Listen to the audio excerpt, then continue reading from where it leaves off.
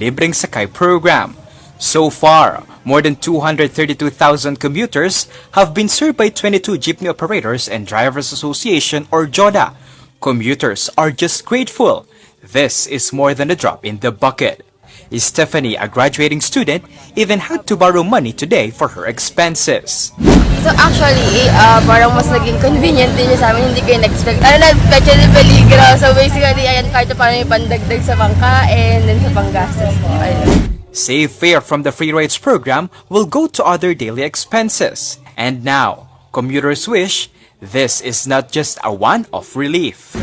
Malaking bagay dahil nabas-bawasan yung mga gastusin na yan sa mga bata, sa pag-aaral ng bata, naidagdag. Dapat nga isang buwan eh, malaking tipid. Sobrang laki po kasi para po mabawasan yung mga binabayaran na bills, mga kuryente, yan, yung sa tubig po.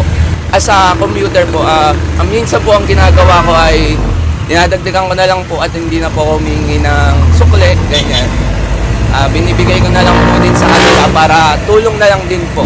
It is also a reprieve for local drivers hurting from unabated oil price increases, with their fuel of choice, diesel, now close to 150 pesos a liter.